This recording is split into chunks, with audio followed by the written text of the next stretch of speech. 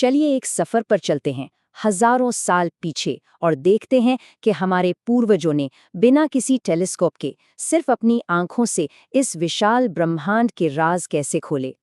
हम सब हर रोज सूरज को उगते और डूबते देखते हैं, है ना? ये एक रोज की बात है।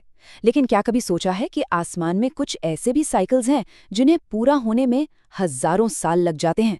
और कमाल की बात यह है कि हमारे पूर्वजों ने इन्हें न सिर्फ देखा बल्कि समझा भी और अपने ग्रंथों में दर्ज भी किया।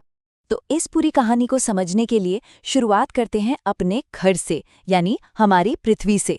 चलिए देखते हैं कि ये चलती कैसे है और इसके वो कौन से राज हैं जो अक्सर हमारी नजरों से छिपे रह जाते हैं।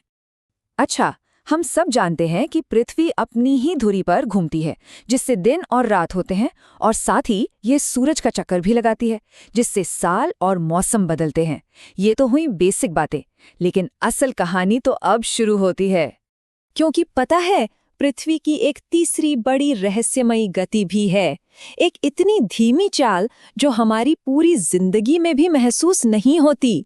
पर यकीन मानिए, ये आसमान के सबसे बड़े रहस्यों में से एक की चाबी है। इसे कहते हैं अयन चलन या प्रिसेशन। इसको समझने का सबसे आसान तरीका है एक लट्टू। जब एक लट्टू घूमते घूमते धीमा होने लगता है तो उसकी धुरी कैसे डगमगाने लगती है, गोल गोल। हमारी पृथ्वी भी स्पेस में ठीक इसी तरह डगमगाती है। और इस एक चक्कर को, इस एक डगमगाहट को पूरा करने में पृथ्वी को लगते हैं पूरे 26,000 साल। ये इतना लंबा समय है कि इंसान की पूरी सभ्यता का इतिहास इसमें समा जाए। तो सोचिए, इस 26,000 साल के विशाल चक्र में आसमान को सिर्फ 1 डिग्री खिसकने में कितना वक्त लगता होगा? 72 ईयर्स, मतलब एक इंसान की पूरी जिंदगी निकल जाती है। और इस धीमी गति के नतीजे हैरान कर देने वाले हैं। जैसे हमारा जो ध्रुव तारा है पोलारिस, वो हमेशा से ध्रुव तारा नहीं था और हमेशा रहेगा भी नहीं। हजारों सालों में पूरा का पूरा आसमान ही अपनी जगह बदल लेता है। यहाँ तक कि हमारे मौसमों की शुरुआत की तारीखें भी धीरे धीरे खिसक जाती हैं। अच्छा, पृथ्वी की इन धीमी गतियों से अलग आसमान में कुछ घटनाएं ऐसी भी होती हैं जो अचानक होती हैं, एकदम ड्रामेटिक। चलिए अब बात करते हैं ब्रह्मांड की इस लुका छिपी की, यानी ग्रहण की। ग्रहण एक तरह से कॉस्मिक हाइड एंड सीक है। जब चांद सूरज और पृथ्वी के बीच आ जाता है तो होता है सूर्य ग्रहण, और ये हमेशा अमावस्या को होता है। और जब पृथ्वी सूरज और चांद के बीच आकर अपनी छाया चांद पर डालती है तो होता है चंद्र ग्रहण, जो हमेशा पूर्णिमा की रात को ही होता है। पर पूर्ण सूर्य ग्रहण इतना स्पेशल क्यों है? ये एक कमाल के ब्रह्मांडीय संयोग की वजह से मुमकिन है। देखिए, सूरज चांद से करीब 400 गुना बड़ा है, लेकिन वो चांद से 400 गुना ज्यादा दूर भी है, और इसी वजह से आसमान में दोनों का साइज हमें लगभग एक जैसा दिखाई देता है। कमाल है ना? और कभी सोचा है कि चंद्रग्रहण के दौरान चांद लाल क्यों हो जाता है, जिसे ब्लड मून भी कहते हैं? इसका राज हमारी पृथ्वी के एटमॉस्फेयर में है। ये सूरज की रोशनी को फिल्टर करता है, नीली रोशनी को बिखेर देता है और सिर्फ लाल रोशनी को मोड़कर चांद तक पहुंचने देता है और उसे एक तांबे जैसे लाल रंग में रंग देता है। तो अब आते हैं असली सवाल पर। प्राचीन भारत के लोग इन सब खगोलीय घटनाओं के बारे में कितना और क्या जानते थे? उनके ग्रंथ बताते हैं कि उनका ज्ञान सिर्फ देखने तक सीमित नहीं था, बल्कि ये एक बहुत गहरी और व्यवस्थित समझ थी। प्राचीन भारतीय खगोलविदों ने इन 5 ग्रहों को न सिर्फ पहचाना, बल्कि उनके चलने फिरने के तौर तरीकों को भी समझा। उन्होंने इन्हें संस्कृत में नाम भी दिए, जैसे मंगल ग्रह को उसके लाल रंग की वजह से लोहितांग कहा गया, जिसका मतलब है लाल शरीर वाला।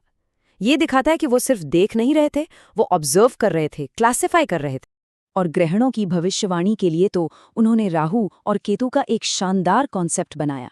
देखिए, ये कोई असली ग्रह नहीं है, बल्कि ये गणित के पॉइंट्स हैं। वो 2 अदृश्य जगह हैं जहां चांद का रास्ता धरती के रास्ते को काटता है। और वो जानते थे कि ग्रहण सिर्फ और सिर्फ तभी लग सकता है जब सूरज और चांद इन पॉइंट्स के पास हों। ये उनकी गणितीय और खगोलीय समझ का एक जबरदस्त सबूत है। उनका आसमान सिर्फ गणित का मैदान नहीं था, वो कहानियों से भरा था। ग्रंथों में अक्सर ऐसा पढ़ने को मिलता है कि कोई ग्रह किसी खास नक्षत्र पर आक्रमण कर रहा है या उसे पीड़ित कर रहा है। ऐसा लगता है मानो आसमान में कोई बड़ी कहानी चल रही हो। जैसे हम रास्तों पर दिशा के लिए लैंडमार्क्स का इस्तेमाल करते हैं, वैसे ही वो आसमान में कुछ खास तारों का इस्तेमाल करते थे। रोहिणी, सप्तर्षिमंडल और अभिजीत जैसे तारे, ये सब उनके लिए रेफरेंस पॉइंट थे। उनके खगोलीय नक्शे के लिए एक तरह से लंगर का काम करते थे, जिनके हिसाब से बाकी सब कुछ मापा जाता था। तो जब हम इन सारी जानकारियों को एक साथ जोड़कर देखते हैं, तो हमें क्या पता चलता है कि ये सिर्फ तारों और ग्रहों की एक लिस्ट नहीं थी, ये उससे कहीं ज्यादा गहरी चीज थी। ये सारा ज्ञान हमें हमारे पूर्वजों की उस गहरी जिज्ञासा से जोड़ता है, ब्रह्मांड में अपनी जगह को समझने की कोशिश। और ये वही जिज्ञासा है जो आज भी हम में से कईयों को रात में आसमान की तरफ देखने के लिए मजबूर करती है। और मैं आप सबको इसी एक सवाल के साथ छोड़कर जाना चाहता हूँ। अगर हमारे पूर्वज बिना किसी टेक्नोलॉजी के सिर्फ अपनी आंखों से 26,000 साल लंबे चक्र को समझ सकते थे, तो आज हम अपनी सारी टेक्नोलॉजी के बावजूद किन बड़े और धीमे बदलावों को नज़रअंदाज कर रहे हैं। हो सकता है सबसे बड़े रहस्य आज भी हमारे सामने ही छिपे हों, बस हमें उन्हें देखने का नजरिया बदलना होगा।